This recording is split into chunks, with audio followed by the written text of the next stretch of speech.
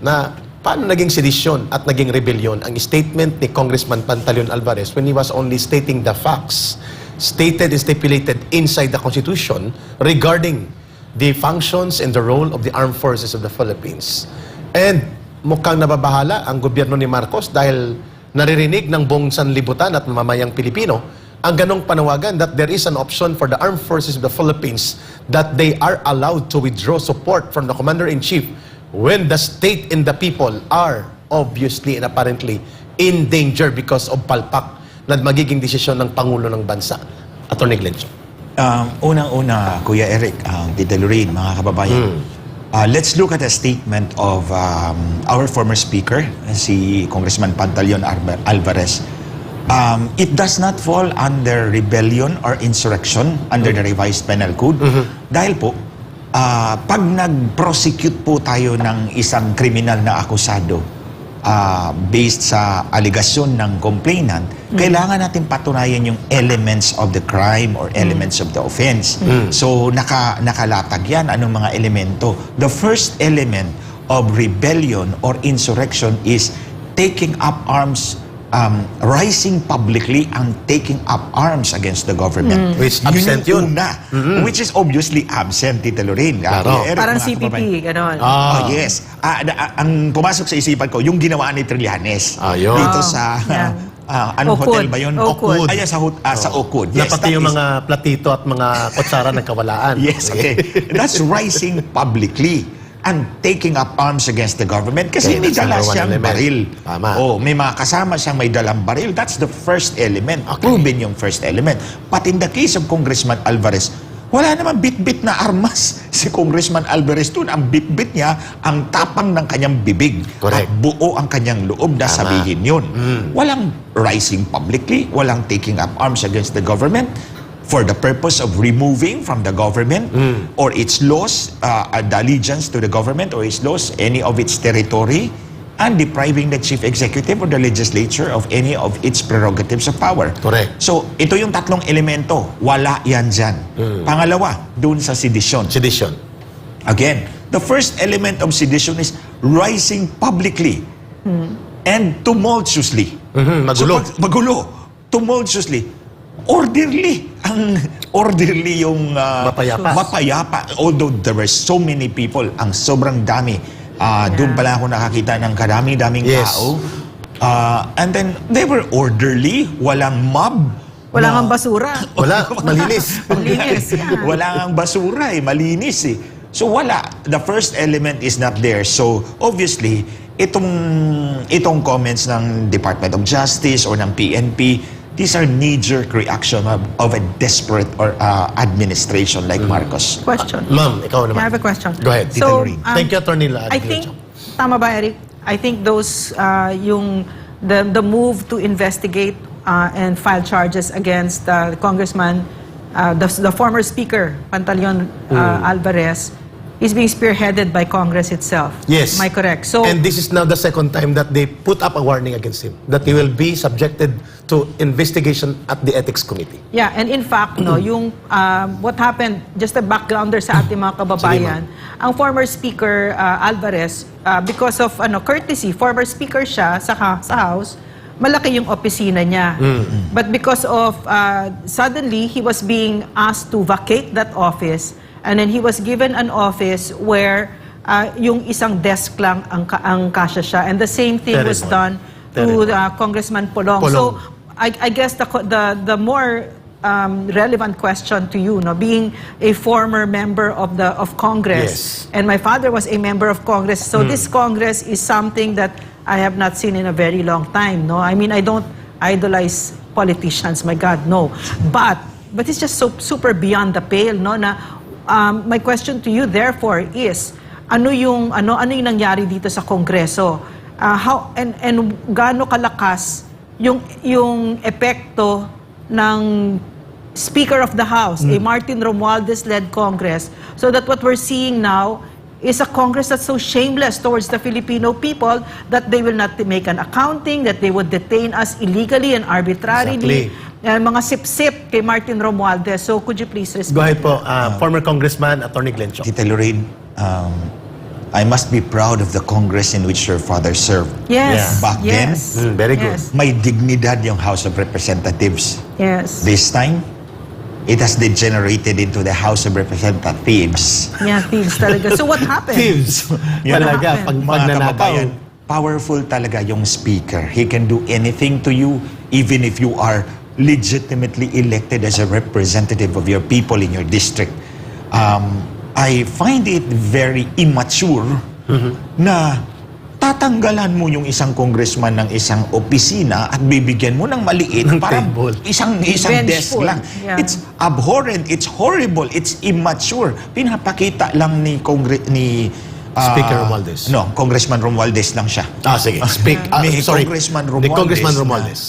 He is not worthy of any other office beyond what he is currently Can occupying. I just make singit ha? Sige, Kasi go you ahead. said kasi that the speaker is very powerful. Indeed, no? But I've seen that power used for the Filipino people. No, so what we have right now is actually a petty tyrant. No, so how did that happen? Because That's the right because you said kasi nung panahon ng tatay ko, dignidad, ganyan. But now, you know, I'm thinking because I know my father, if my father were in that Congress, he would take a stand. He will not Yeah. allow it. So, sure, the speaker is powerful. But what happened to these individuals, these representatives, di ba? That they would not stand. Not everybody. There's a handful that's refusing to bow down before this petty tyrant. At nawala ang boses nitong mga nagsasabing representatives of the people Yeah. sapagkat tumiklop silang lahat, iilan lang ang tumitindig dyan like Alvarez, Pulong Duterte, Ungab. si Si Ungab, Ungab, kahit yes. papano. Attorney Glenn Siong, how low has Congress, sabi ni Ma'am Noreen, got into a shameless state controlled by a petty tyrant like Martin Romualdez? Ano nangyari? I'm sorry, it has gone so low. Nawala na yung dignidad ng buong House of Representatives. Thieves. Sabihin na lang natin, idiin natin. So that, you know, I'll share you one thing. Sabi ko na sa inyo publicly na sa grupo namin at 6 na techies at 2 mag-asawang Marcos, 2 lang kaming nagyuyusi. As a matter of fact, Tita Lorraine, Kuya Eric, nag-apologize ako kay President Duterte nung una kong sinabi to in Davao and he nodded and smiled. Sabi ko siya, sorry ha. In one of those smoking sessions, sinabi niya sa akin, you know, my son told me, ito si Sandro Marcos. So, you're talking about Lisa Lisa. Araneta. Lisa They They Araneta. were not Yeah. yet in Malacanang. Yeah, wala pa, malayo pa. We were having dinner one time sa kanilang bahay sa Forbes Park and then tinapik niya ako, tara mag-yossi tayo sa labas, sa garden. So doon nag-yossi kami at sinabi niya, you know, my son told me, this is Sandro Marcos, Ma'am, they are so corrupt and they don't even attempt to hide it. I mean, He was talking about Congress. about Martin Romualdez because Sandro Oh, Marcos at that time was working Yeah, doon in kay the Martin staff. Romualdez. Staff niya. Siya yung naging tutor. Oo. Naging tutor.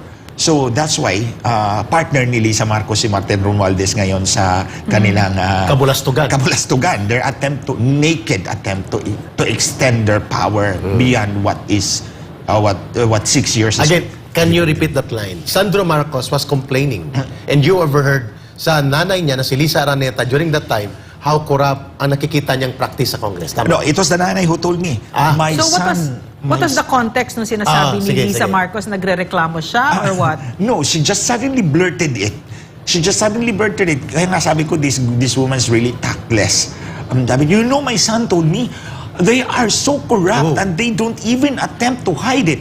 So, napakakurakot nila. Hindi man lang silang magtangkang magtago. Grabe.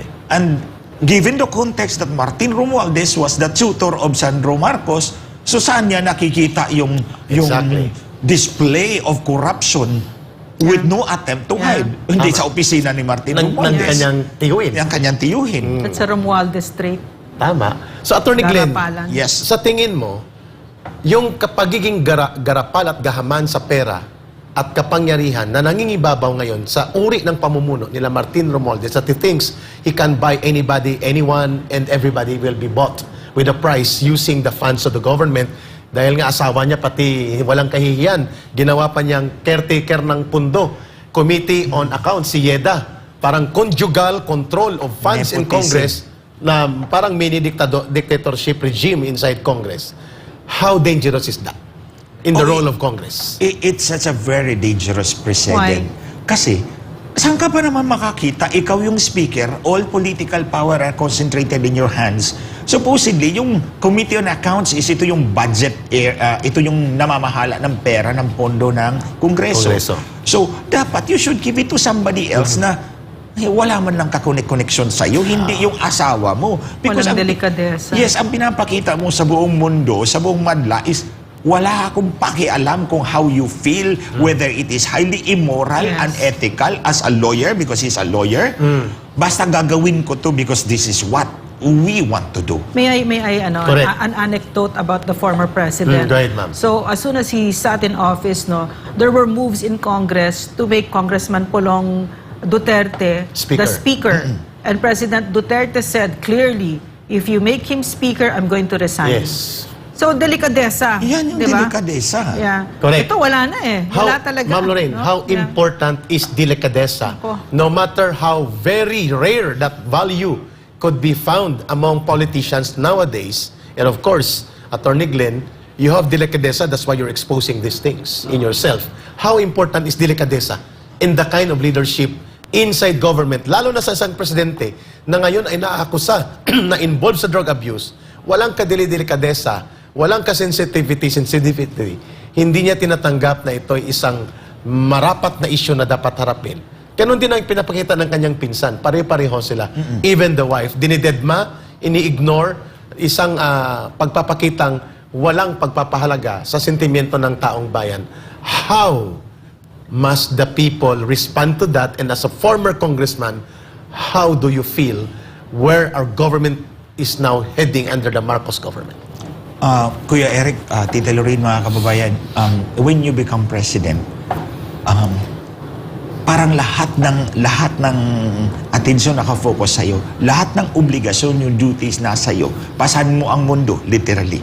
Because there's 115 million Filipinos out there na looking up to you. So, holding the office of the President of the Philippines, not to mention it's a lofty position, comes with it great responsibility. Correct. Ikaw ang dapat example sa lahat ng Pilipino. Why? Because when you show delicadeza, when you show obedience to the law, pag nagpapakita ka ng mga ditong qualities, you are actually telling the people, you are setting an example for people to follow. Correct. And when people follow their leader and the leader is good, aabot tayo sa puntong aasenso ang buhay ng bawat Pilipino. Tama. So, mahalaga yun. Yes, that's how important it is. Pero kung nga nakikita ng ating mga public officials ay ang Pangulo ay bangag at ang Pangulo ay sabihin natin, ang Speaker ay they are so corrupt and they don't even attempt to hide it. So all the rest of those public servants down here, ang nasa isip is, bakit sila lang ba ang pwedeng magnakaw? Yun. Sila lang ba ang may karapatan na Tinumbok mo. mangulimbat o mang-extort? Ako rin, kasi may pamilya ako, may papakainin ako. So, it infects down everybody down all the levels of government. And eto, magkakawindang-windang ang buhay na bawat Pilipino. Thank you, Attorney Glenn. Ma'am Lorraine. Which is why we've been an audience to this disgusting practices na a Department of Tourism Undersecretary Sa pa yun. with make mayabang pa that she was in an important meeting and she stepped out to help her friend with a Google Translate, and not only that, she would post Terrible. photos of her in business class. Let me tell you how important delicadeza is. Okay, this is a story that I love to tell because it shows you that we were so hopeful that we were rebuilding our government. Tama. Tanggalin yung lumang politika na ang kakapal na mga mukha ng mga magnanakaw.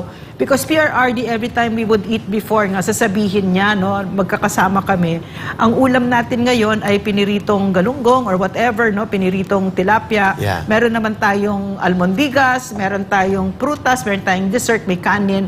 Okay na yan kasi hindi natin pera yan, pera ng taong bayan yan. So, nadikdik na yan sa utak namin. Let me tell you, ang sarap magsilbi sa bayan pag ganon. Pagkatapos kami, pag undersecretary ka, you're entitled, by law, you can ride business class. But I never did, not once. Kasi nahihiya ka, baka malaman ni Digong. Yeah. Ayoko, nahihiya ako. So mahihiya ka talaga kasi ang president mo, ang leader mo, ay simple, di ba?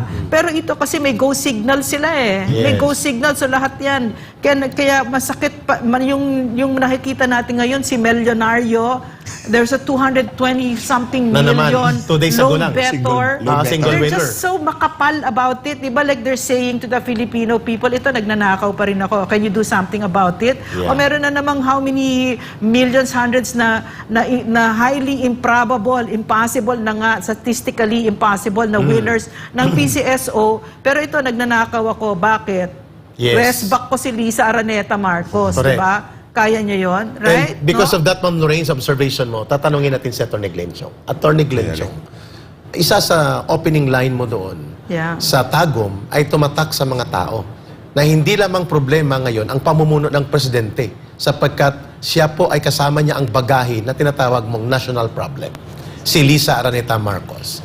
Because ang ibig mo bang sabihin doon, the president right now, Marcos Jr., is just a formal flower-based president and the real powers and governance are exercised by someone who is not elected, does not have the accountability and mandate of the people, and yet she governs the government under the cloud of authority of the husband that is under her control, including sa pinsan na si Martin Romualdez. Is that what you were about to tell the people na sinabi mong national problem itong si Lisa Araneta?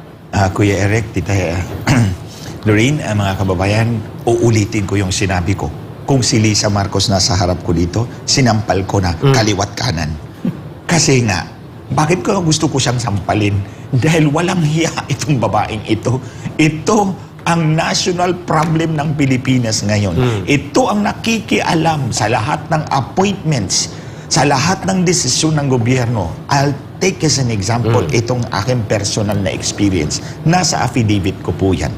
Nung inalok po nila sa akin yung posisyon ng National Telecommunications Commission, Commissioner, sabi ko nga mababa yung pwesto pero tinanggap ko kasi nga dublihin ko sana yung free data ng mga kababayan natin. Malaking tulong yan. Malaking tulong. Malaking tulong yan. At feeling ko kaya kong brasuhin si Smart, si Dito at si Globe.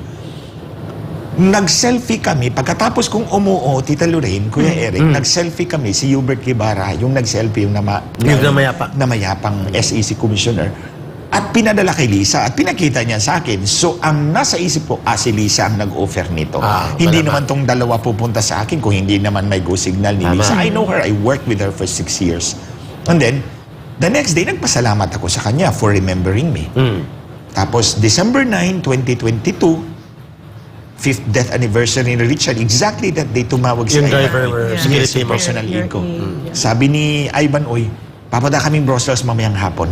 Pinirmahan na ni Presidente yung appointment mo. That was Congratulations. December 2022. December 9, 2022. The next day, itong ating kasama si MJ Mundihan.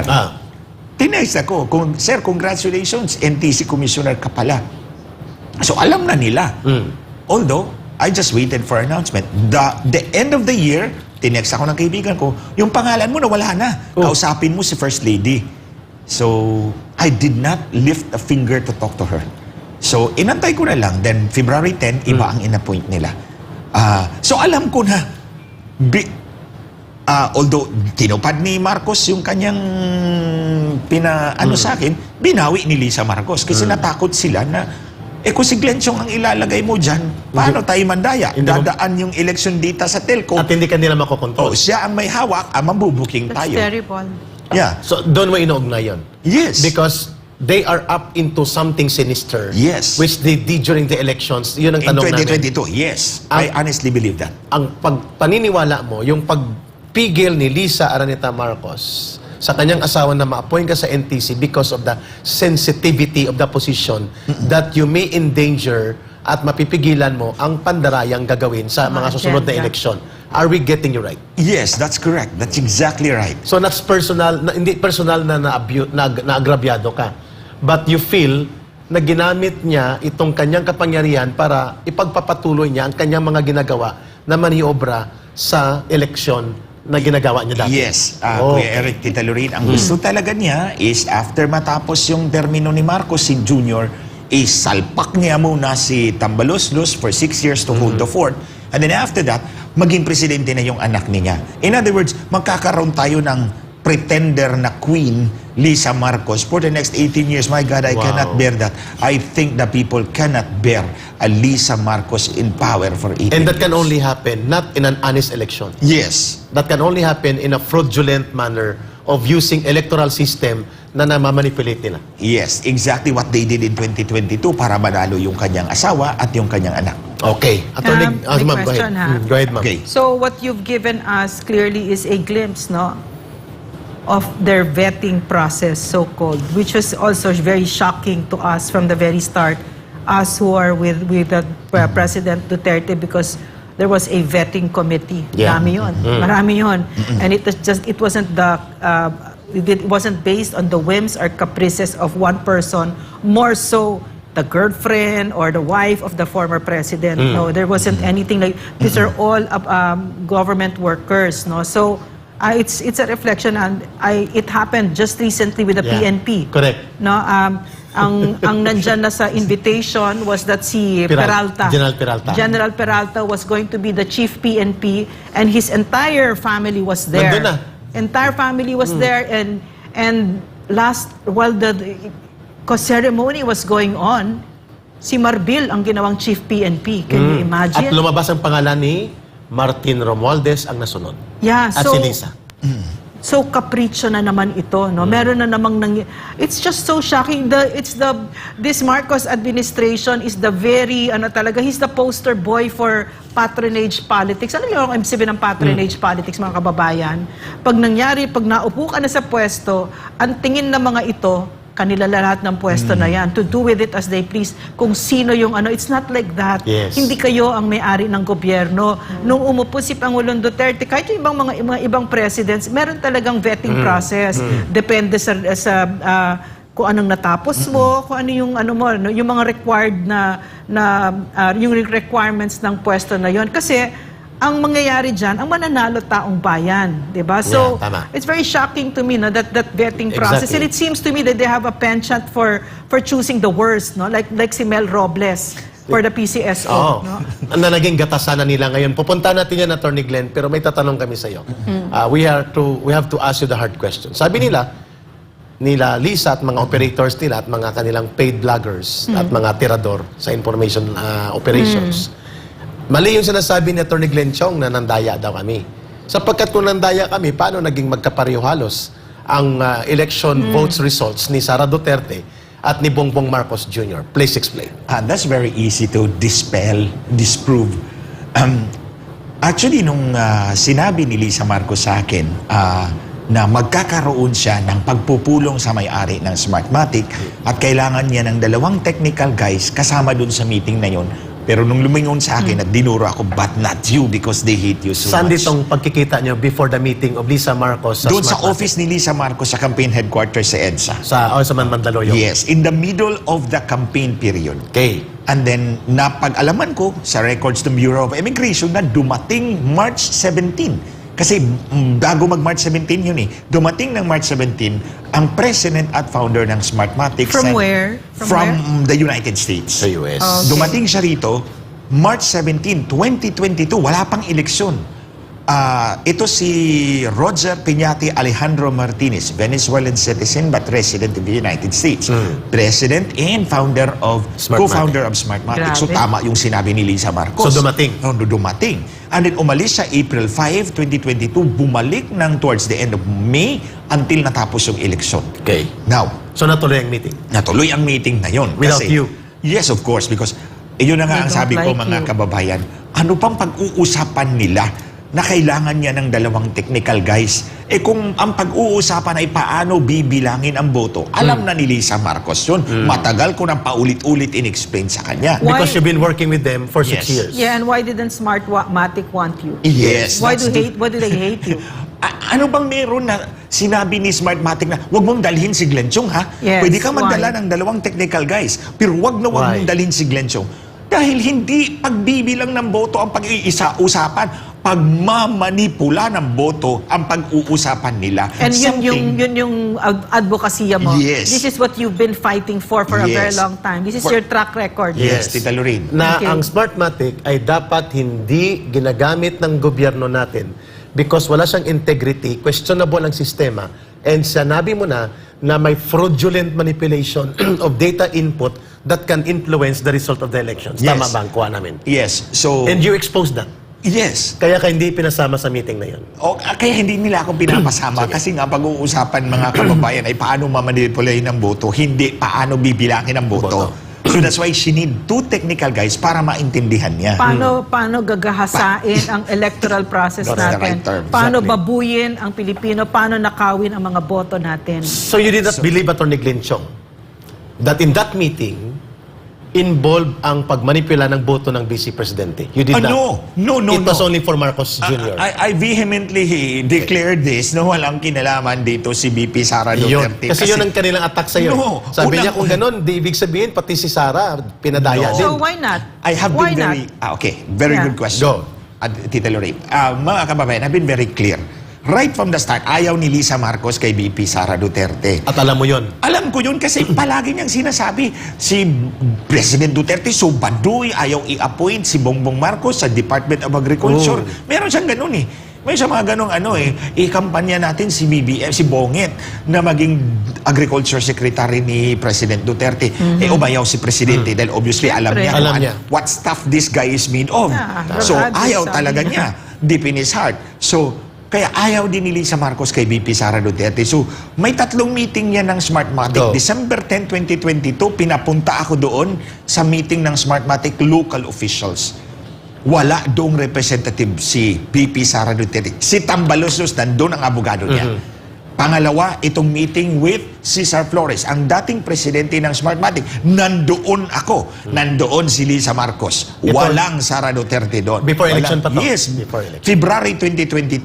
Yun yung pangatlong meeting. Ito na, guys, I have a meeting with the owners of Smartmatic March 2022. Sa tatlong meeting na yan, walang kahit anino o indication na may kinalaman si VP Sara Duterte. So, ang nangyari ganito, mga kababayan, si VP Sara Duterte is very popular by her own right. Yes. Tama. And aside from that, very popular ang kanyang tatay who was incumbent president at that time. Yes. So hindi natin maidina yung transference, Yeah. yung Tama. influence ng kanyang tatay na magdagdag doon sa kanyang popularity which she gained by her own right. Tama. So expected mga kababayan na mataas talaga ang boto ni Sara Duterte.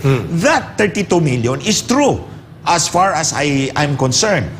Etong kay Marcos, ang kalaban niya, incumbent vice president. May sariling power base. May nagawa din. Si VP Lenny Robredo. May Yeah. nagawa Tama. din. So naturally, expectedly, malaking chunk ng boto mapupunta sa kanya. At saka tinalo si Marcos noon. Yes. Yes. So, si Lenny will get more votes. So, si Marcos, opposite, bababa ang boto. Yeah. Because you can get only so much votes. So, bababa. Ang estimate ko, tulad ng sinabi ko, sa 6 na technical group personnel na yan, nandun kami sa headquarters namin, sa Cybergate, nag-estimate kami ng gabi na yon. Ang estimate ko, 24 million lang si Marcos. No one, tops, no one estimated beyond 26 million. Because, sa pagtingin mo, ang variable factors, all considered, he cannot get beyond 25 million. Yes. These are experts' approximations. Yes. So, nagpustahan pa kami. May blackboard pa kami. Glenn Chong, 24 million. Ivan Oy, I think he was 26 million. Then, all of a sudden, naging 31 million, close to 32 million. Why is that important? Para i-manipulate ang result na yan. The point here is this. Kailangan iangat yung boto ni Marcos Jr.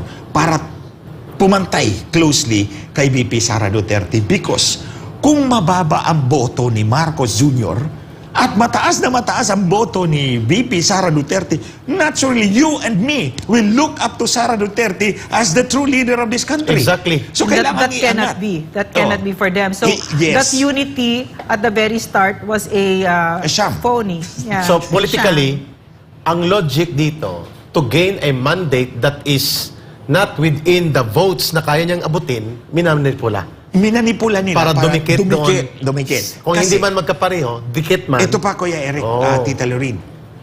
Alam ni Lisa na weakling yung kanyang asawa.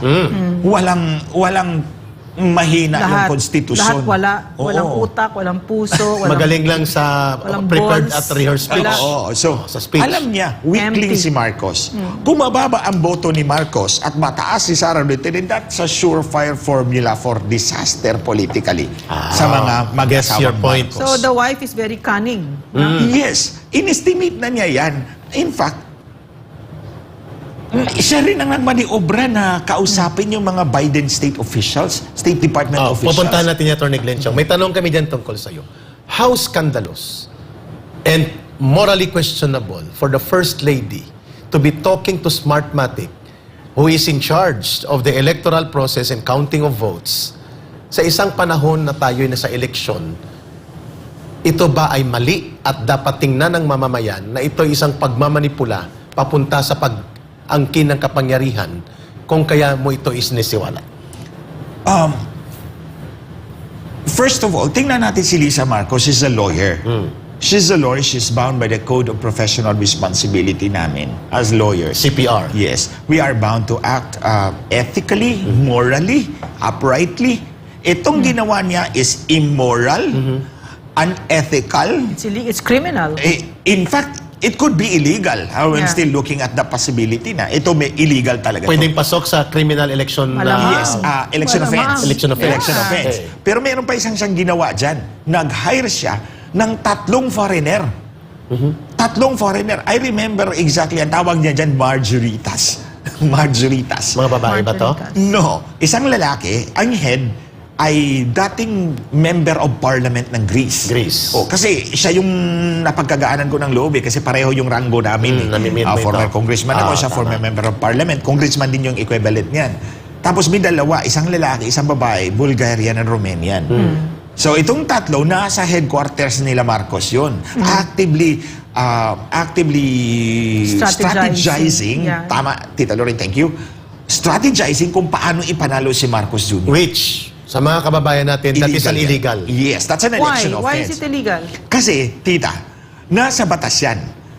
Hindi ka pwede, as a candidate, you are not allowed to receive contributions from foreigners, whether that is a person or a corporation, juridical entity.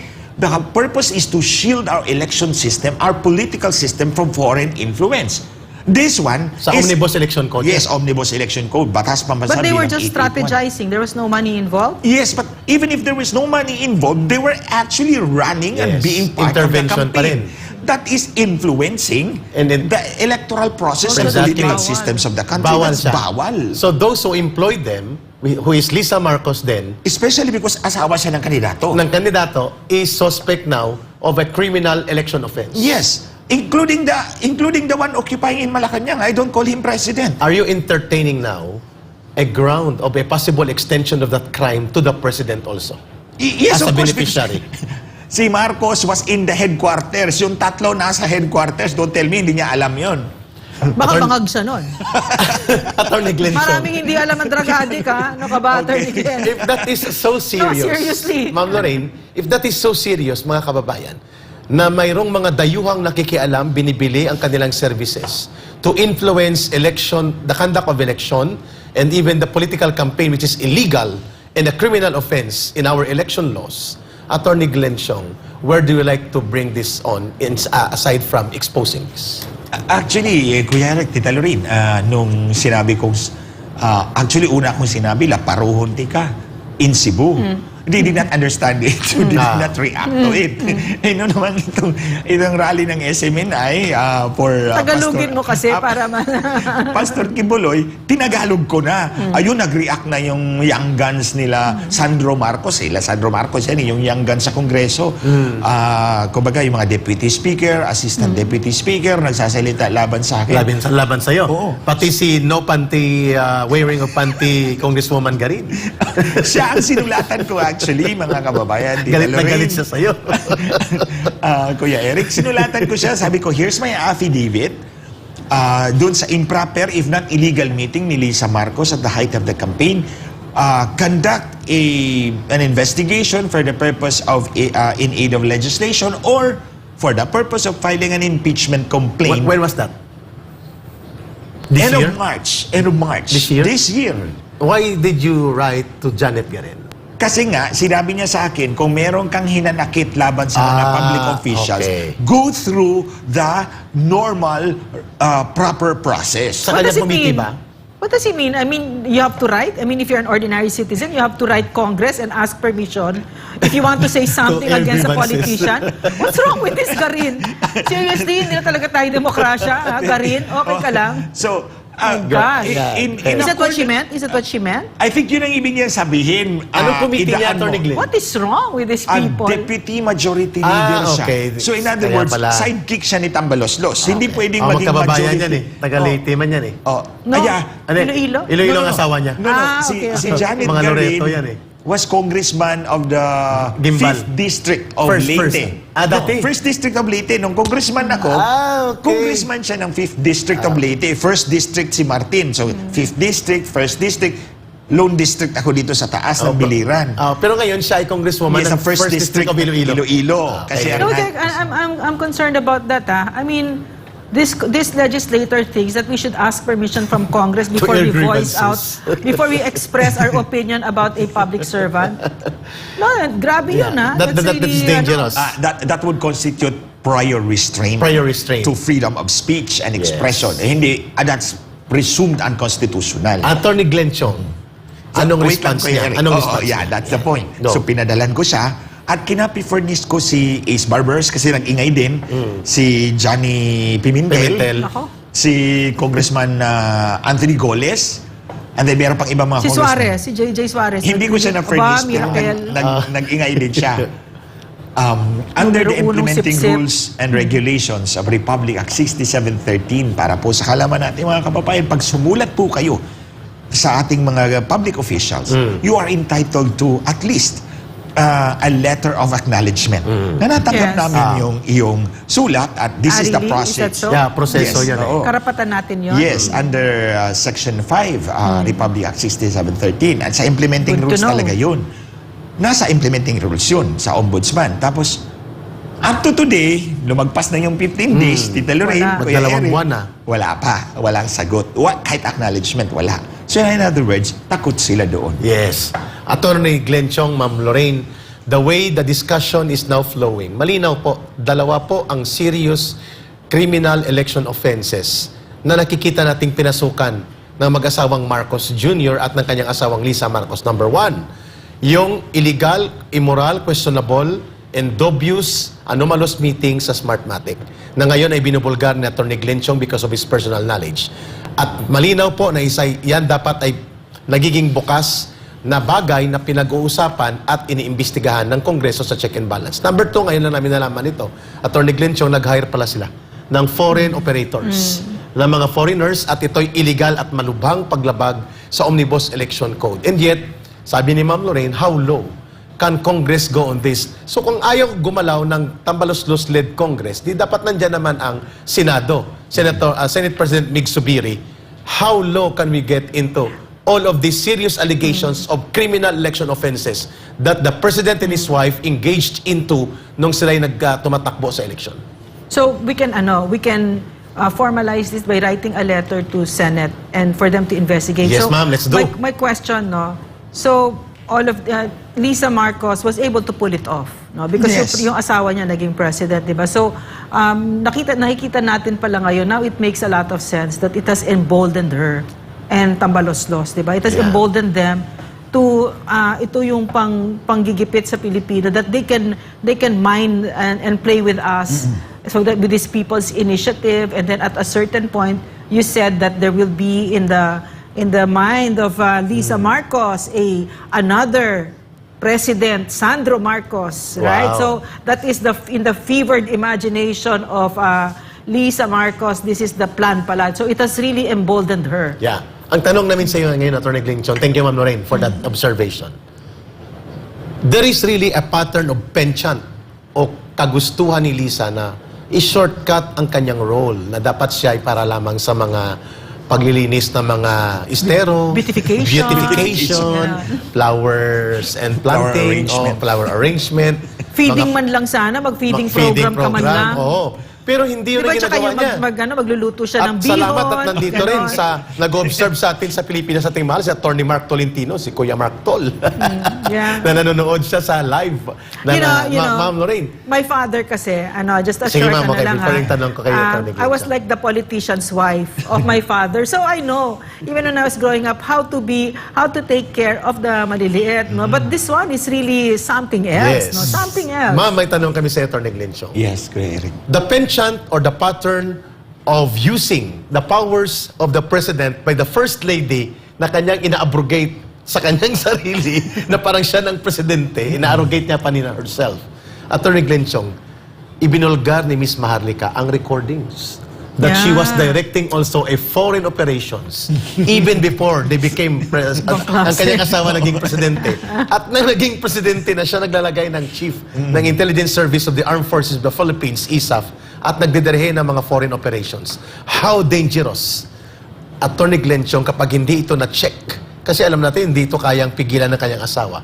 How dangerous is the country and the entire government now going towards the dogs? Mga kababayan, I always said this, and by the way, yung foreign employees, dito ko lang to Nabulgar. na-expound. Yeah, na, shocked. for the first time na na-expound ko Yeah, talaga I to didn't ng even gusto. know, no?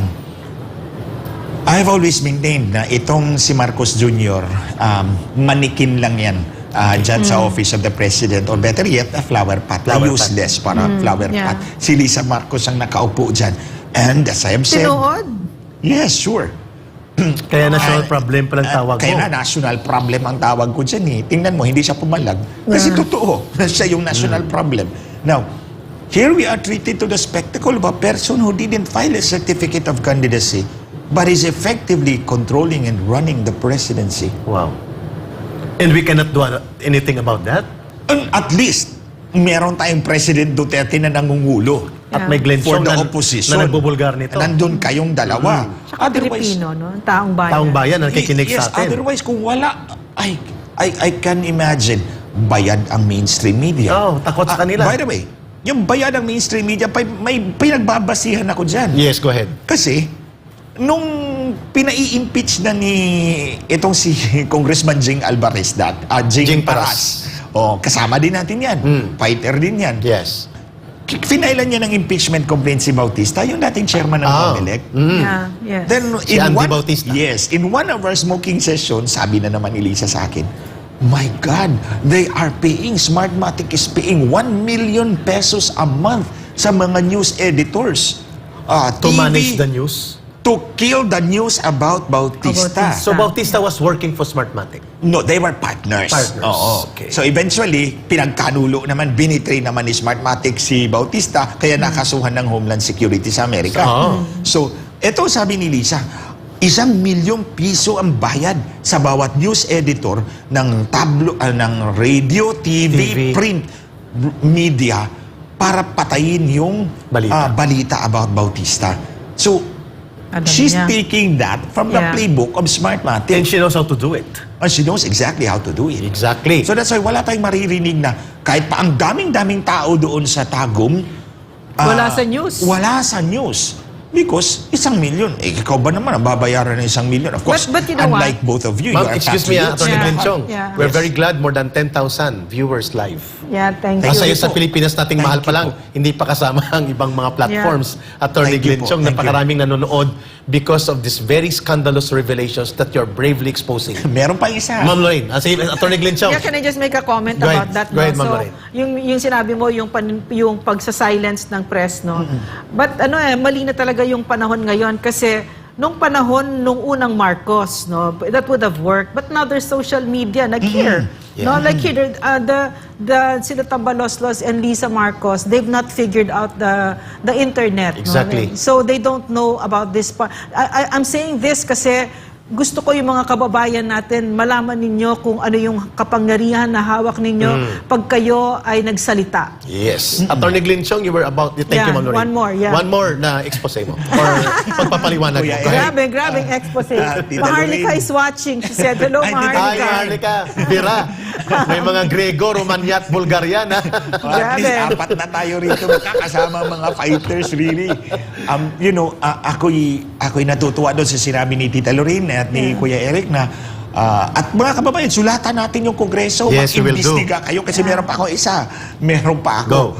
To show that Lisa Marcos is really manipulating even the institutions of government kahit wala pa siyang kapangyarihan at that time. Yeah. This was during the protest. Nang nagprotesta pa si Bongbong Marcos, minamanipula niya ang institusyon ng gobyerno. So And that I was have around vice presidential elections. Precisely, the date is September 2019. 19. Oh, December 2019. Hindi Wala ko pa muna siya. sasabihin dito publicly kasi Yeah. doon natin ibubuking sa legal process, Okay. Investigasyon ng Senado. Ang kagandahan Ayaw nito, mo ilabas Atty. lahat. Glenchong, Yes. ang kagandahan nito, mga kababayan kay Atty. Glenchong, hindi lang po siya matapang sa kanyang pagsisiwalat. He is reducing all his revelations into an affidavit kasi abogado siya. Resibo. May resibo siya. Pinanumpaan po niya. Yeah, Kung siya po actually- gumagawa ng kwento, hindi siya magre-reduce Kuya ng Eric. affidavit niya. Kuya Eric, Tita Lorraine, when di ba magsusubscribe ka noon? Actually, yung Notary Public, pinapadala ko lang doon eh. Pipirma siya, kilala ako eh. That day, pumunta talaga ako doon sa abogado at nanumpa talaga ako doon. Kasi ayokong mabutasan yung affidavit ko. Tama. Now, going dito sa revelasyon kong isa pa, the final revelation, yung pagmamanipula ni Lisa Marcos sa mga institusyon ng gobyerno, even if she was not yet in power. Yes. How? September 2019, hindi ko malimutan yan. And I can testify dahil personal knowledge ko yan, ako ang inutusan niya. At ibubulgar ko siya pag nagka-Senate hearing tayo, better there. Because that would be under oath. So hindi mo na sa Pilipinas nating mahal. Hindi mo na ngayon. Kasi sige, patikim yun, ha? sasabihin na naman. Pero dito ko to diniin talaga sa inyo.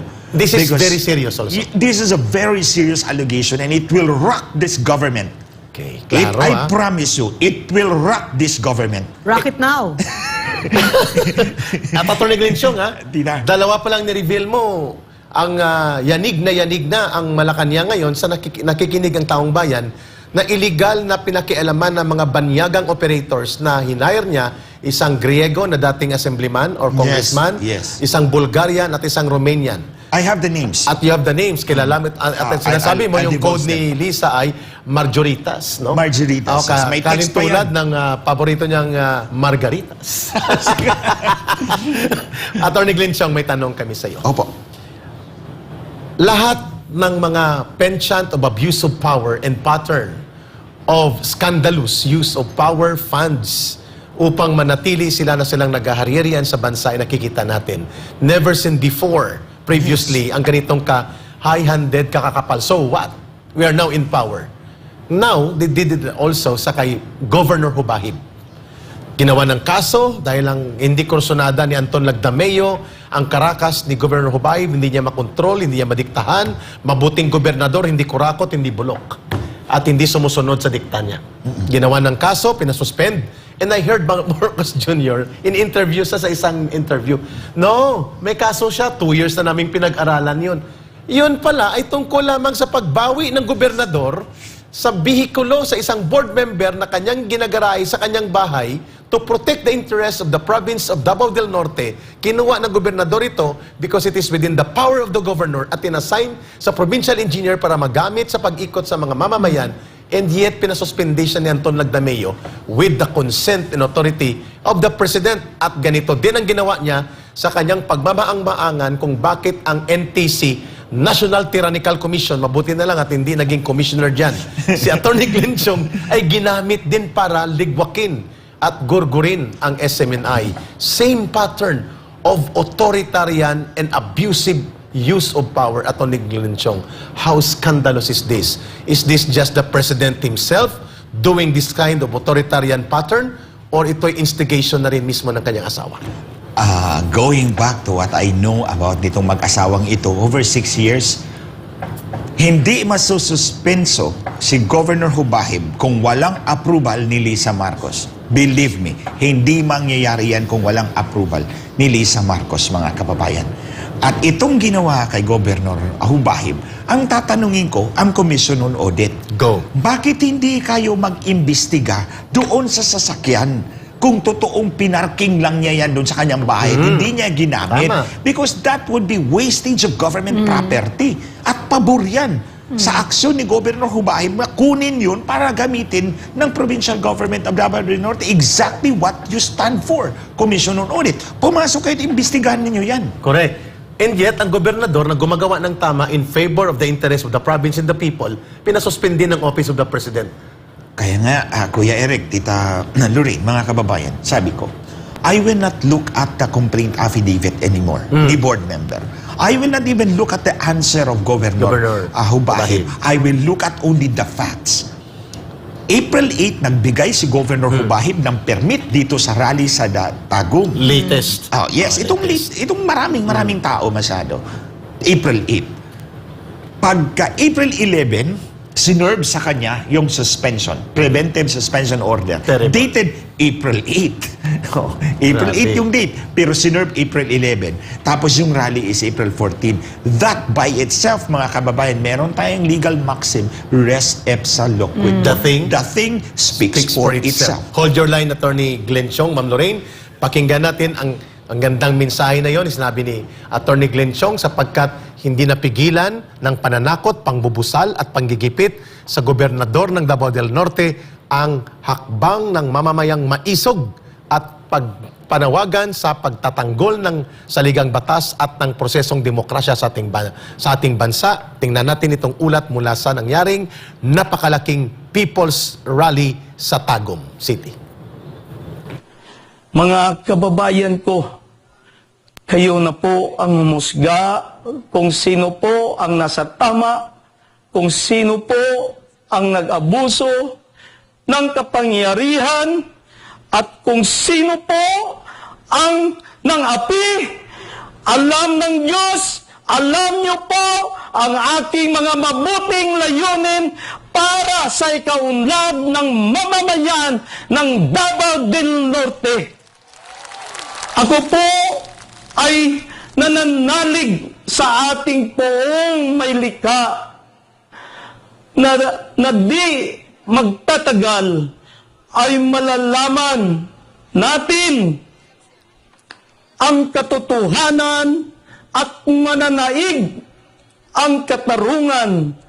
Hindi tayo susuko, tatayo po tayo, lalaban po tayo, sapagkat ang laban na ito ay hindi sa akin lang, ito po ay laban nating lahat.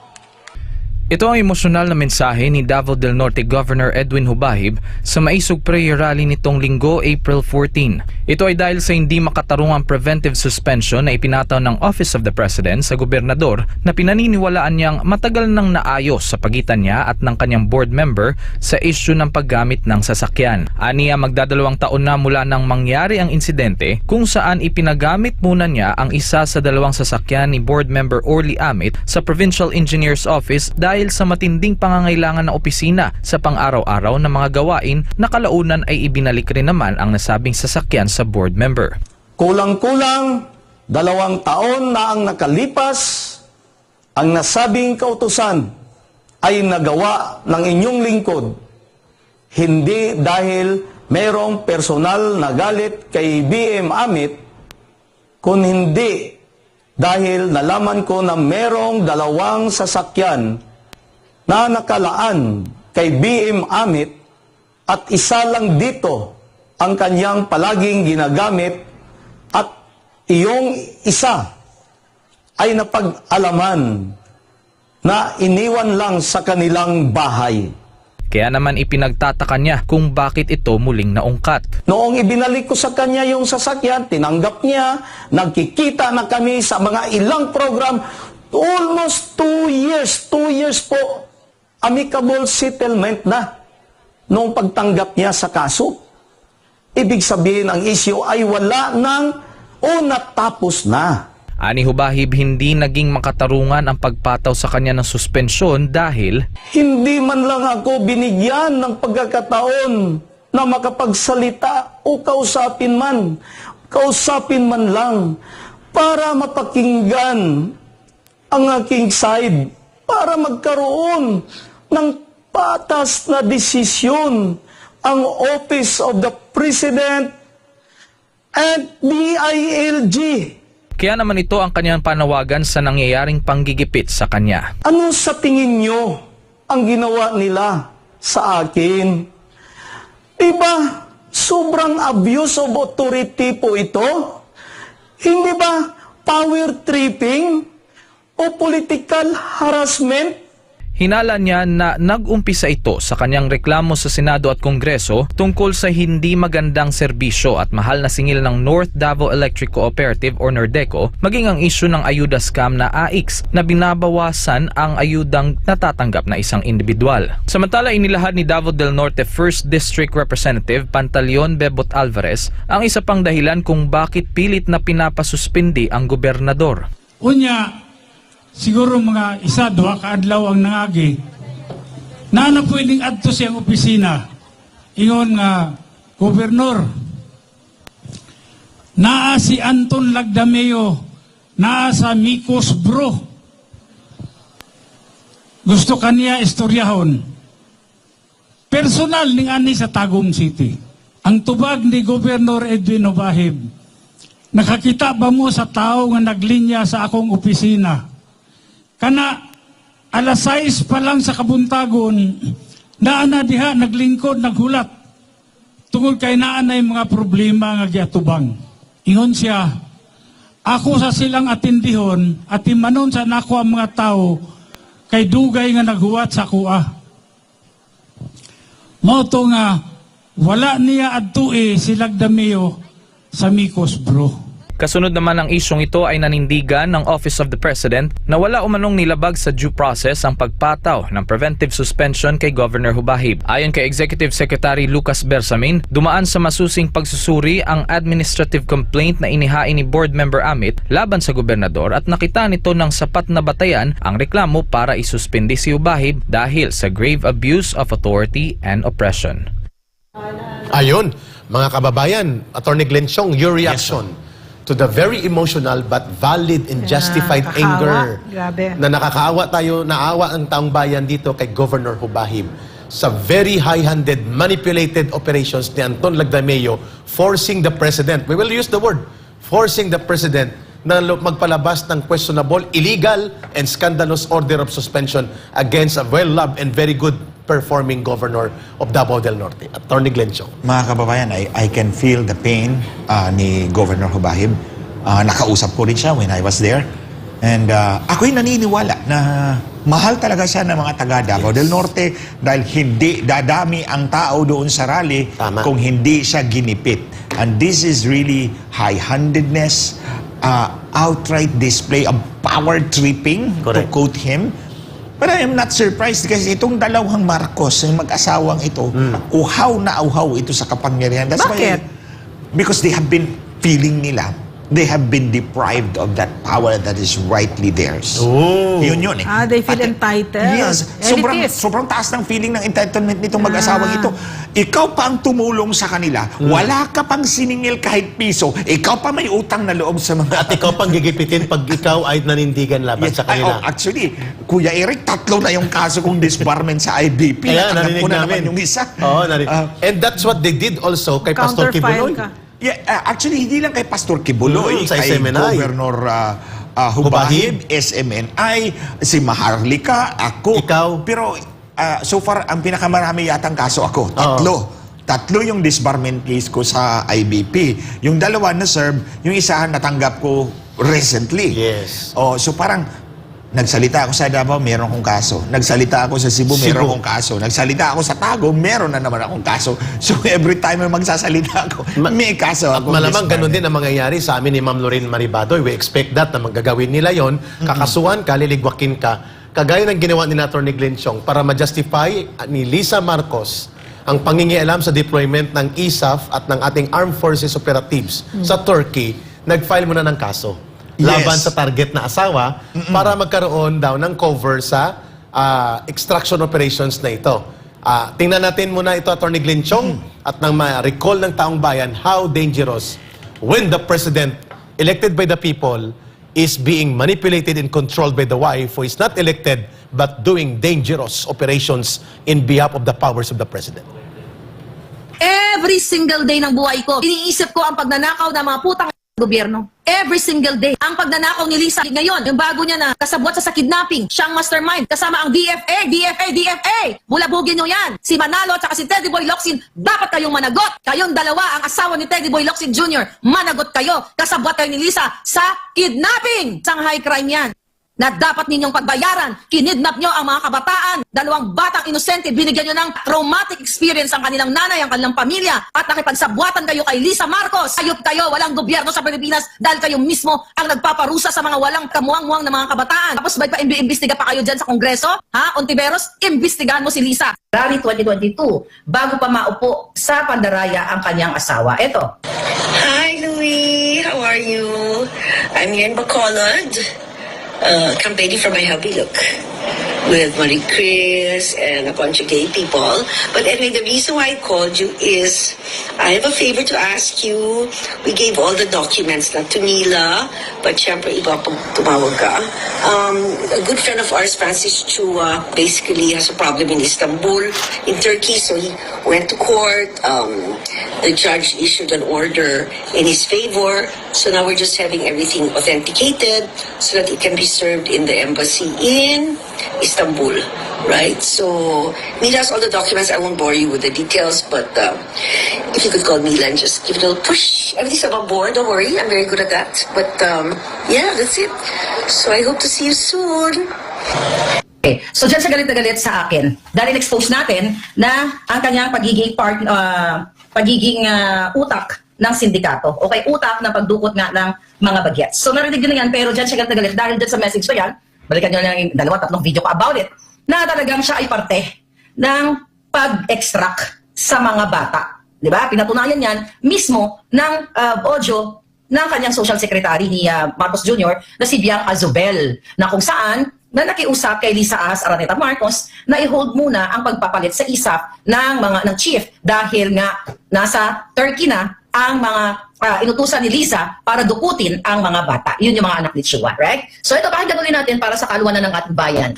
Liz, hi. Sorry to bother you, but I just got a call from Thor, and they're a bit concerned because they've gotten an order now that the chief of ISAP is supposed to be changed by Tuesday, and there are people that are out to do some extraction.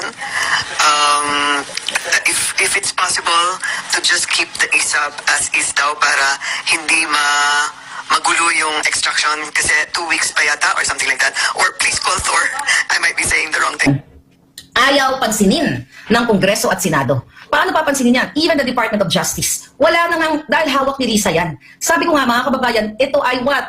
High crime ito. High crime na ang First Lady ay nakialam sa pag-kidnap. Narinig niyo mismo sa kanyang social secretary na si Bianca Zubel ang salitang extraction. Hi, Louie. How are you? I'm here in Bacolod, campaigning. Ayun.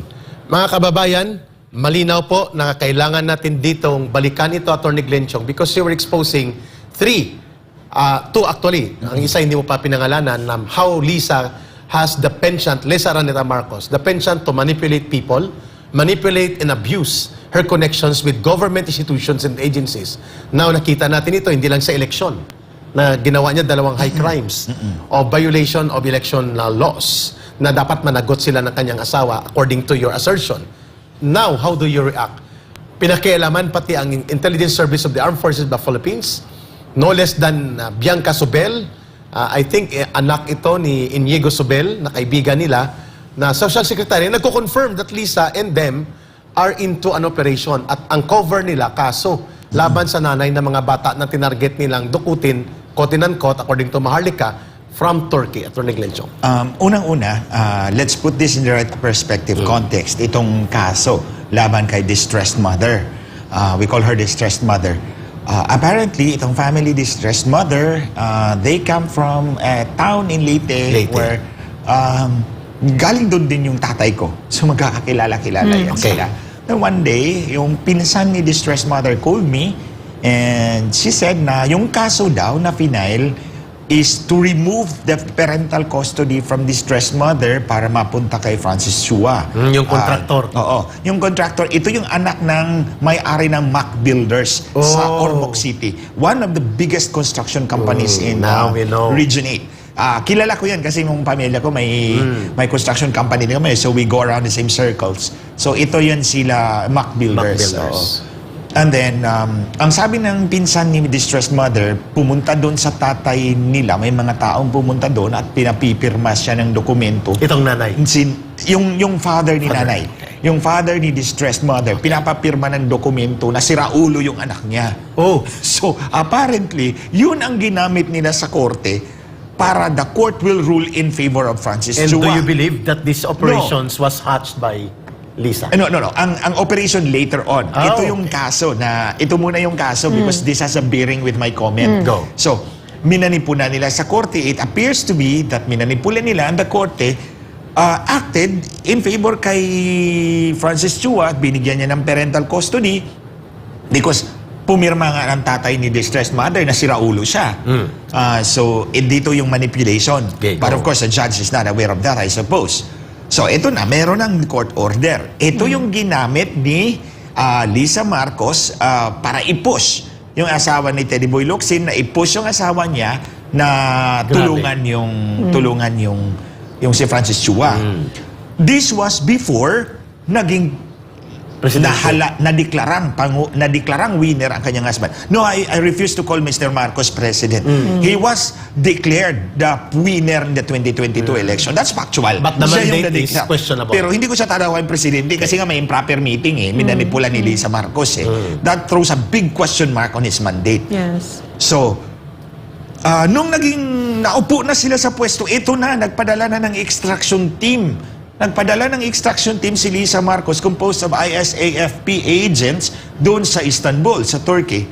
Now, Which is illegal in the first place. The dapat- first lady does not have authority over the armed forces. yun nga eh. Yun nga eh. Ang sabi ko nga, matatanong yung mga military, yung sa military establishment, sa police, bakit hindi yung commander-in-chief ang nagbibigay ng utos sa atin? Bakit yung may hawak ng panty? Yeah. Forgive me ha. Kasi hindi lang siya under the saya, under the panty. So, sorry. So how serious is that offense of the First Lady interfering, directing, and manipulating our agency ng armed forces sa intelligence? Eto nga, ako yung general, o ako yung police general, o army Grabe. general. But why am I going to follow the order of this woman who is not even elected? Correct. Sampid ka lang dyan eh. Yeah. Hindi ikaw ang hinalal. Ba't ikaw magbibigay ng order sa akin? Tapos pag ako mag-aakla, sasabihin mo, insurrection, rebellion, sedition. Tama. I'm just following the lawful chain of command. And they were able to execute the operation. Yes, ito ang bigger problem mga kababayan. Ang supposed na ginamit dito is yung order ng korte natin, ang supposed sa order ng korte natin ay pinadala doon, gamit ang ating embahada, doon sa korte sa Istanbul, Turkey. Aha. Para yung korte doon will rule on the propriety of the judgment. Authentic ba ito? So naging cover operation ito. Hindi, dapat Kuya Eric, Tita Lorraine, mga kababayan, yung order ng korte natin, pinadala doon sa korte, final, Final. sa korte sa Turkey. Sa Turkey. At yung korte ang magde-decide if this is authentic and then implement it. Korte ng Turkey. Yes, korte ng Turkey. Tapos, siyempre, pagbibigyan yung nanay ng chance na sumagot, ayaw nila doon. Kasi ma-prove ng nanay na, I am in control of my faculties, I am sane. Hindi dapat tama yung decision ng korte sa Pilipinas. So, ang ginawa? Ayaw nila. Ang ginawa, sinortcut. She Nagpadala. applied undue pressure. Yes. Kaya extraction ng term. Kaya extraction ng term. That's the... Attorney Glenn, That's the- hold your line. At mayroong isang video para mag-sustain dyan sa sinasabi mo, how manipulative the First Lady is shortcutting the process of authority na hindi siya presidente pero napakadelikadong pinapagalaw niya ang instruments of the state like the Armed Forces of the Philippines. Tungayan natin ito. Hi, this is Lisa and I'm walking in the PSG compound. I just want everyone to know that I have nothing to do with ISAP. I don't know the people involved. I have nothing to do with appointments. I leave that up to my husband. And if I find out that somebody's using my name, I shall tell my husband not to appoint you, okay? So I hope this is clear for everyone. Right, Demi? Can you please disseminate this to everybody? Because I'm sick and tired of people using my name. Yes, okay, thank you very much. Bye. So, Ayun. so in one sentence, she says that she has nothing to do with the appointments. And in the same breath, she says, if I find out, I'll tell my husband not to appoint you. Ang sa likod niya Gumagamit pa ba ng utak itong ang mga sa ito? likod niya was the PSG commander. Yeah. Now, Painful to Major watch. General na sa CRS. Yeah. And it appears may iba pang mga recordings na ipinalabas yata sa isang episode ni Maharlika na na-mention itong pangalan ni Dem. Dem is Demi Sagala. Demi Sagala. General Sagala. So we can interview him also para magpaliwanag dito. How do you react doon sa denial ni Lisa Marcos na Nothing to kagigising do with lang yata? appointments. Oh, Wala bang nakagigising suklay? I direct Is this. she like, ano? Akala ba niyang ganito niya na, I woke up like this. I Parang direct this directly to Lisa Marcos. Lam, you are not a convincing liar. Yeah. At least when you lie, make yourself convincing. This case, you're not. You see, tama ang sinabi ni Tita Lorraine. You said in the first part na wala kang kinalaman sa mga appointments. But in the latter part, sabi mo, pag nalaman ko, ginagamit mo yung Exactly. pangalan ko, sasabihin ko sa asawa ko, huwag kayong i-appoint. Parang parang there's no naturally awareness. conflicting. Also, there's no awareness of how high-handed that sounds. Lagot kayo sa akin. Ano Diba? ba? Oo. Hindi daw siya nakikialam. Oo. Pero nakikialam. Hindi raw siya nakikialam, pero Pero sasabihin nakialam. niya sa asawa niya. These are self-defeating arguments, no, di ba? Mutually defeating arguments. So, well, kung ganon, which one of these two statements ang mananaig? The last one. Correct. At saka Yung last she's expression of been will. caught in a lie because Correct. she said that hindi niya kilala yung ISAP head, but that recording, Yeah. Sa likod. she knows. At ang nagpapatotoo, hindi lang si Atty. Glenn Chong sa kanyang What a analysis. liar. Si Bianca Sobel, nagsasabi, Hi Lisa, Thor is asking Oo. me, pwede mo bang ipatigil muna yung turnover Kasi of may command? instruction. You know, these people talk to me so I can teach you about the age of information. There is nothing you can hide anymore. So don't be a liar, be authentic. Yes, that's true. Atty. Glenn Chong, Yes. with this kind of situation we are in right now, saan Very patutungo involved. ang bansang minamahal natin with the kind of the president who is not actually running the affairs of the government, and yet tinitiis natin ang mga illegal at iskandalusong ginagawang pang-aabuso ng poder niya in his behalf, wala siyang ginagawa. At ang mamamayan ang nagsasuffer nito at ikaw na mismo bilang abogado nagsasabi na hindi ito pwedeng pinapalampas o pinapalagpas ng mamamayan at mga institutions of checks and balance in our country. Now, talk to the people, please. Atty. Glenn Chong in the last part of our interview. Mga kababayan, every time na nangyayari ito, may hinalal di umano tayo. Allegedly lang kasi hindi naman na tayo sigurado. Totoo talaga yung boto niya. Of course, kung si VP Sara Duterte, sigurado ako dyan 100% totoo yung 32 million. Kasi That's hindi why siya nagmanipula ng Hindi siya eleksyon. nagmanipula at wala siyang kinalaman doon sa mga manipulasyon ni Lisa Marcos because naturally, Lisa hates her. So, itong mga ginagawa ng isang tao, mga kababayan, na hindi natin halal, sampid lang siya sa idineklarang kandidatong nanalo sa eleksyon. Pero effectively siya nagpapatakbo ng gobyerno. This is undermining the very serious foundation of our democracy and survival of our people as a country. Every time na gagawin ito, tabi ko na nga kanina, yung extraction na yan, using state actors from the Republic of the Philippines, Correct. papasok ka sa isang sovereign country like Turkey. Terrible. Anong reaksyon ni Recep Tayyip Erdogan, yung presidente ng Turkey, pag nalaman niyang in-extract yung dalawang bata, kinidnap ni Lisa Marcos ng Ang pinikutan Pilipinas? ng kanilang soberanya. Yes, pinaikot sila doon sa kanilang sovereignty. So anong mangyayari? We will have a bilateral relations damage. Correct. Madadamage yung bilateral relations natin Very sa serious. Turkey. That is one concrete example. Wala siyang pakialam dyan. So every time na shortcut mo yung proseso o mamanipulahin mo yung gobyerno, yung batas, yung institusyon, you weaken the very foundations of democracy. You weaken the Correct. system of government. Pag nawikin ang gobyerno, ang mga institusyon ng gobyerno, example, nawikin mo ang ombudsman, nawikin mo ang Commission on Audit, nawikin mo ang military establishment, then who reigns supreme? Si Lisa Marcos. That is something we should never allow.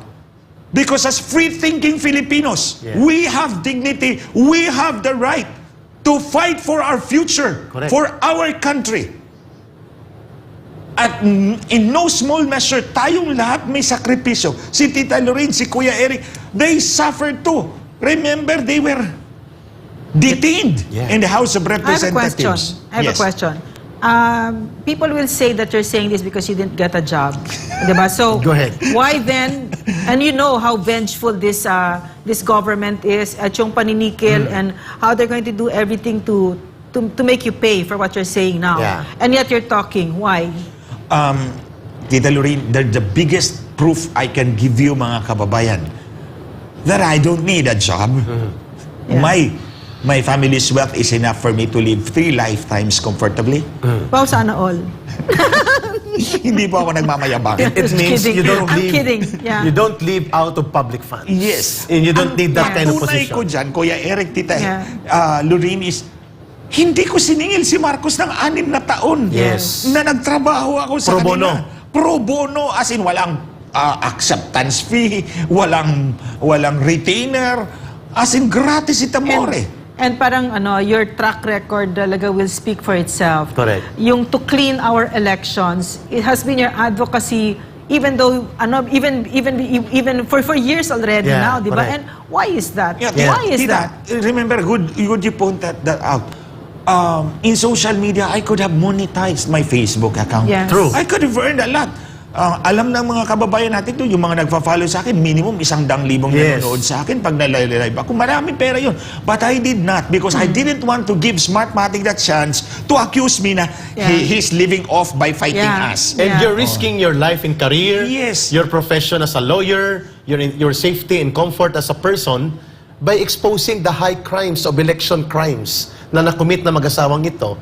What will you gain about that? Also, Also, I think the miscalculation of this si Tambalosdo, si Marcos, si Lisa, is that they don't know that there are people like you. Yes. Even Like people like us. us, who Or really the three don't of us care here, Maharlika, all that much Maharlika. for money. No, Yeah. we're not about that. We're about our country and Correct. doing what's right. So anyway, go ahead. Anyway, Atty. Glenn ito ang Chong, point na gusto kong- ang main point na gusto Yeah. mong i-deliver doon sa tanong ni Ma'am Lorraine, please do it na Yes, you're not yes. doing this just because may agravyo ka sa kanila personal. No, actually, nung last na meeting namin ni Hubert Guevara, yung namayapang Senior Deputy Executive Secretary, may listahan siyang dala ng lahat ng bakanting posisyon ng gobyerno at pinagpipilian sa akin. Sabi ko, tapos nyo na akong pinaglaruan, ayoko na. Yeah. Pang-apat na beses Tama. na to. I mean, I also have dignity. May pagtingin din ako sa sarili ko. I value Respeto, myself. May yeah. worth din ako. Correct. Hindi ako parang batang papipiliin nyo tapos ay mali pala yung pinili. Dito Babawiin na na lang. naman natin. No, I don't want to go through that trauma. Tao Tama, din tama. lang ako. Nasasaktan din ako. So sabi ko, you keep your list. Yeah. Yan. Ito yung exact word na binigay ko sa kanya. I will not beg for crumbs. Dahil hindi naman ako exactly pulubi. Correct. So, ito ang mensahe ko kay Lisa Marcos. Siguro sa tingin mo, luluhod ako sa iyo for a position. Hindi mo ako kilala sa 6 na taon na kasama kita. Remember, sinabi mo sa akin, Lisa Marcos, your idealism is contagious. Ako, sinabi mo sa akin yan nung nagyosi tayo. Your idealism is contagious. It's just so unfortunate, hindi kita nahawa doon sa idealism ko. Iyon. At hindi idealismo ang panggagamit, pagmamanipula, pag-aabuso ng poder, at panloloko sa mamamayan. Yan po ay pagtataksil sa taong bayan. You know what? What's amazing to me about these people, they're in their 60s. Our age, For me, I'm turning 62 this year, So, I'm at this age kasi your thoughts really turn towards what you're gonna leave behind. Yeah. Kasi Yes. sandali Legacy. ka na lang dito Yes. I could Legacy. die tomorrow, di ba? And yet, it seems like this is not part of their, it's not part of their Kuya landscape. Eric, Yeah, Tita sure. Lorraine, mga Soulless, kababayan, these people. a lot of world leaders had always thought about how to maintain their power, how to Yeah. become immortal. Yeah. Example, si Genghis Khan. Oh, he was roaming around Central Asia looking for that elixir of life. Yes. But hindi yan ang means of immortality. No. For me, the means of immortality is yung investment mo sa buhay na to. Yes. Na siyang makakatulong sa mas maraming tao that will remember you for posterity Tama. sa ginawa mo para sa kanila. Exactly, well said. That is the life, that is the immortality for a leader. Attorney And Glenn even Chong. not for a leader. Thank you. Gugustuhin mo namin Wonderful. ni Ma'am Lorraine, wonderful discussion with you. Yung tungkol sa, sabi ng mga taong bayan, really? Kagigising lang ba ni Pangulong Marcos nang sinabi niya na he will ensure safe environment for journalists? Attorney Glenn Chong, konting tiis lang sa ating mga, or sabay lang, sa ating Pilipinas, sa ating mahal. Kasi kahapon nagdeklara siya, ibibigay natin kay Ma'am Lorraine ang ganitong kagigising lang sa deklarasyon niya ng Pangulo na mayroon daw siyang paninindigan para sa critical media na kanyang gagarantiyahan.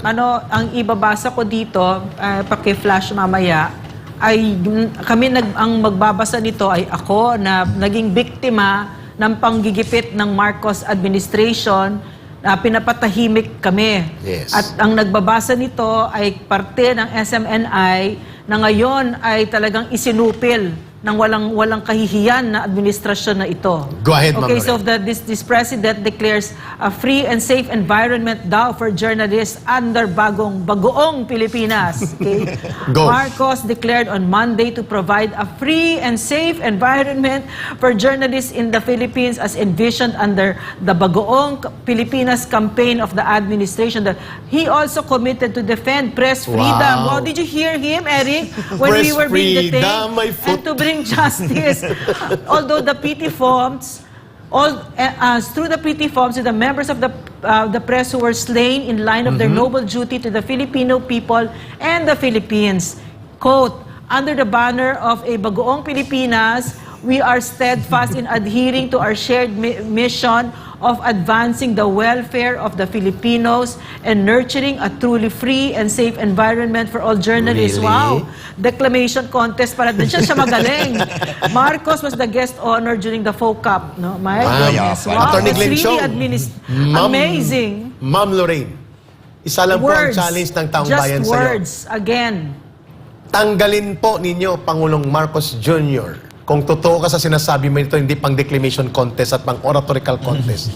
Ang illegal, mapang-abuso, at Immoral. bulastog na order at immoral na order ng National Tyrannical Commission or NTC na nagkakaroon ng indefinite suspension against SMNI with a valid legally issued franchise until 2044, then we will believe you and babawiin namin ang sinasabi namin na ikaw ay posibleng nag-hallucinate, nakagigising mo lang sa panaginip Alam mo, na may press freedom kang pinapangalagaan. Alam mo, Eric, Attorney Glenn, no?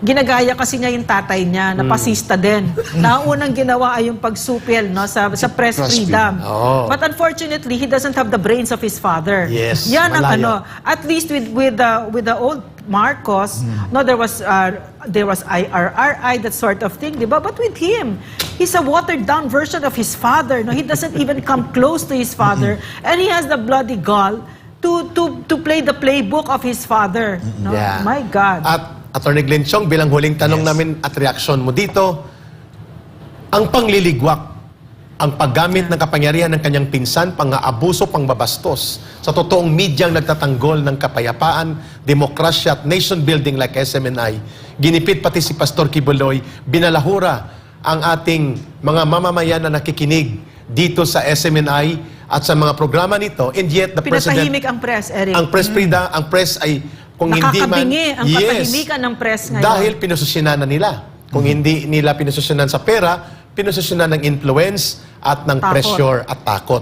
Attorney Glenn Chong, how ironic these words coming from the President as a pula sa sariling pag-iisip nang sinabi niyang he is protecting press freedom and safe space. Kahit na Safe vloggers, space. tinatalo Tinatakot nila. niya. No? Tinatalo nila, Yes. vloggers. Para kasuhan. Para kasuhan. Attorney Glenn Chong, that will be our final question and your take on this controversial at katawa-tawang statement ni Marcos Jr. on press freedom guarantee. Tita Lorraine, Kuya Eric, mga kababayan, I would like to believe that Marcos for one day did not use cocaine. So, nag-wear off yung cocaine and he was able to say these things. So, Naubo tuloy ako. Sorry, Atty. Glenn. sorry ha, but I'm really very frank. This is me. Hindi ako nagtatago ng mga flowery words or I don't use behind double meanings.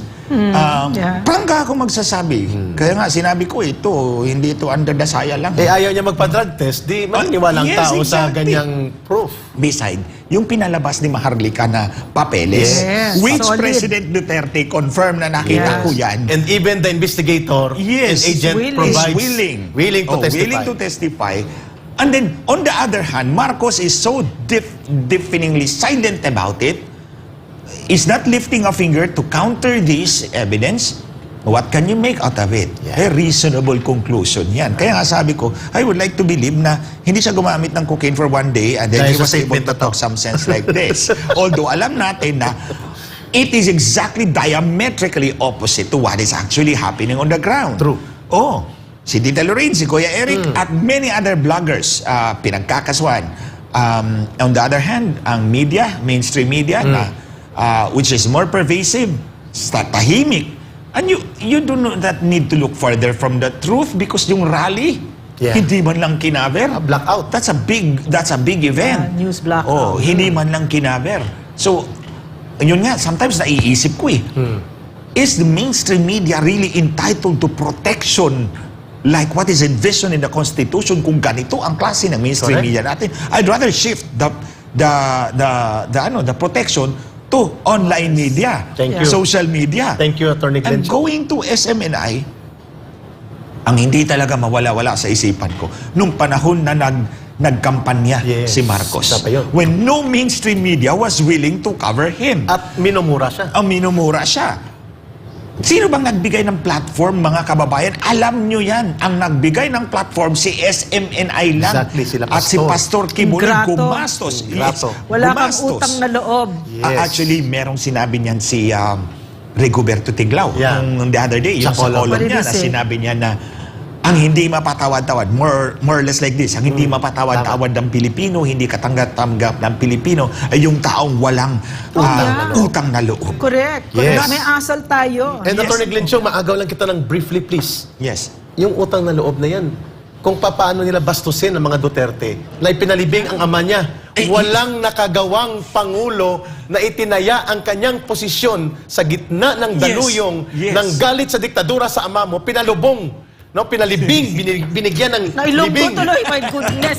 Pinalubong. Pinalubong. Alam mo, na Bisaya. Atty. Glenn Chong, how Not only important. that, the Marcos comeback in power is because of the Isa pa yun. Dutertes. Isa pa. Okay? Yeah.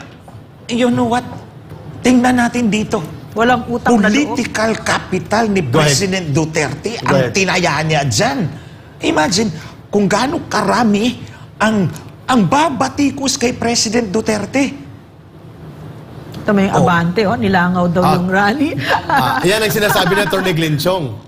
Digong rally sa Davao, nilangaw. Nilangaw yung almost 80,000. Maling-malik na Anywhere, talaga that could yan. have even been 60 to 100 to 150, no? Yes. Depending, no? Bayad na media. Marami pa yan daw sa labas. Nilangaw. Yes, yes, Tita I was Lorraine, there. I was, there. ang kalsada punong-puno ng mga basa ko. Naghanap ng CR. Actually, pagdating ko, maraming tao sa labas eh. Sa kalsada. Sabi ko, bakit nandito sila sa labas? Hindi Eh, naman- puno na pala sa loob. Hirap na pumasok. You Na see, that's walang an binayaran example. dyan.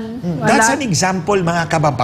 Yes. Pag kitang-kita mo, kita naman siguro ninyo sa social media, mga kababayan, ang sobrang dami ng Live, tao. yun. Tapos may balita na lalabas na nilangaw. What do you think This of is it? beautiful. This is beautiful. This is the beautiful part about the age of information. Kasi ang pagtatawanan natin ngayon ay ang abante. And anybody that says na nilangaw, because information is available to us now. There are drone shots. Yes.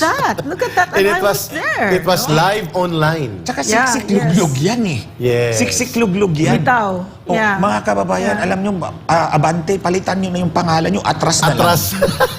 Atty. Glenn Chong, madaming nagre-react dito. They were so shocked by the revelations and the bravery of expose na inilahad nyo dito sa atin.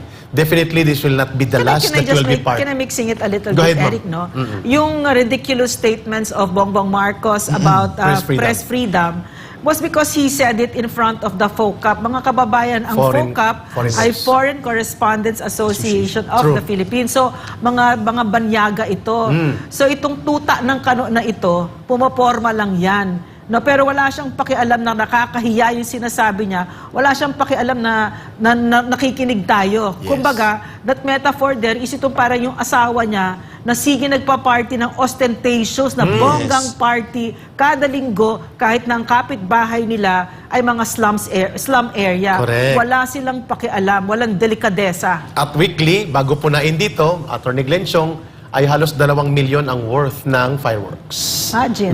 Na kanilang Habang naghihirap ang sinasayang. taong bayan. Yes. Just briefly, mga kababayan, hindi nyo ba nakita yung eroplano? Yung boarding stairs? Na may Yeah, bedecked with flowers? Yeah. Eh, sino bang gumagawa niyan? Yung Shah of Iran. Yes. Na napatalsik na mga Iranians. Correct. At hindi nyo ba nakita, gagamit ka ng 3 helicopter para puntahan ang Coldplay concert. Oh, God. At gagastos ka ng mahigit 150,000 for fuel ng Because- pondo ng bayan. At pupuntahan mo si James Yeah. Taylor sa concert. Yeah. Pero hindi mo mapuntahan na naputulan ng kamay sa pakikipaglaban sa teroristang komunistang sundalo na mga sundalo natin doon sa Abra at ang mga namamatay nating mga sundalo sa Mindanao. Eric, because, and Attorney Gleno, there is no president like our time who would remind them, hindi natin pera yan, pera ng taong bayan yan, like Rodrigo Roa Duterte did with us. Because apparently this president and his wife and his first cousin, they really think that money there in the coffers, public coffers, Belong to them. is theirs. To do as they please. You can see it, no? Yeah, You can see correct. it. I'm not making something up. I wish I were. Yeah, Not than this exactly. tragedy that's being played out before our very eyes. Itong walang kahihiyan na pagnanakaw, hindi na natin kailangan makita. Kasi nakita ko ngayon, yung lumang politika bumabalik, no? Yung Marcos time, ito binalik talaga nila. Patronage politics. Yes. Attorney Glenn Chong, we can go on with other issues. Yung Wonderful to ayuda, have you. ayuda ng mga anomaly, etc. etc. yung gera. Yung Yung gera. gera niya, But you will be pag-usapan guest natin yan again. another time. You will be guest. Ang ayuda na mga ginagamit nilang gatasan, sindikato na pagpapatakbo ng PCSO, gera sa Si tapang-tapangan niya para pagtakpan ng kanyang kapalpakan sa Hindi mga nga siya problema natatakot ng bayan. takot nga siya sa asawa niya. eh. Yes. Attorney Glenn Chong, yung inyo pong final message sa Pilipinas nating mahal, please. Mga kababayan, ay ito lang ang hihingin ko sa inyo. Papakita ko muna sa inyo na sabi nga ni Tita Lorraine, sobrang dami ng pera nila, sobrang laki ng kapangyarihan nila at influensya nila.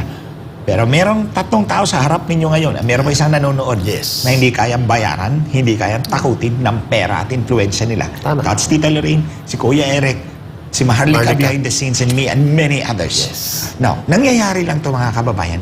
And it's so heartwarming and encouraging to be at the front lines in this battle for the Yes. future of our country. It is an honor. Kami, It's an honor. Yeah, it is nasa an harap honor. kami ninyo, matapang kami.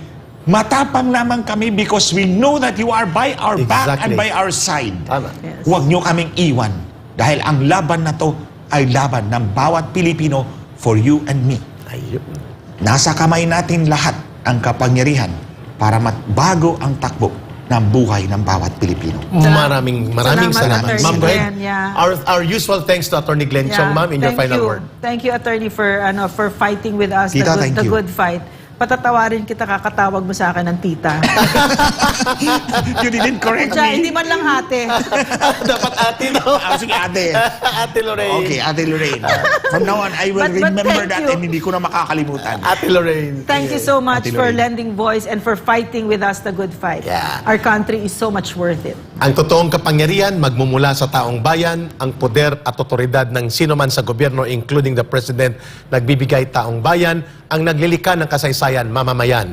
Magmumula yan sa mulat na pagkakaisa, kaya tayo nandito sa Pilipinas nating mahal. Hindi tayo mapapagod sa pagmumulat ng mamamayan upang ma-realize ng taong bayan that the power belongs to them and the government must be put up by them to serve the people, not for the interest of people na kagaya ng nilalabanan namin dito sa Pilipinas nating mahal, itong mag-asawang Marcos at mga kasabwat nilang tambaluslus sa gobyerno na akala nila at lahat ng taong bayan sa lahat ng pagkakataon pwedeng lokohin, manipulahin, kontrolin at takutin. Hindi ka natatakot, Eric. Sinasabi mo yan. Bakit? May Sapagkat natatakot ba dito? Natatakot ka ba, Eric? ito Kahit ang konti. dapat namang gawin. When we do the right thing, sabi nga ni Atty. Glenn Chong, if we sacrifice and pay for it even to our lives, basta sa tamang paninindigan at direksyon, walang masasayang sa pinili nating landas. Maraming Thank you. salamat. Thank you, Eric. Thank you, Atty. Glenn Chong on the Thank house. you, Atty. Glenn. And Ma'am thank you, Lorraine. Ate Lorraine. Kuya Kita-kita Eric, tayo thank muli. you. Guys, please like, subscribe, and share this. Suportahan po natin ang Pilipinas ating mahal. Daghang Yes, salamat. dagang salamat. Daghang salamat. Ito po muli, si Ka Eric, kasama ko si Ma'am Lorraine dito at kasama si Atty. Glenn Chong.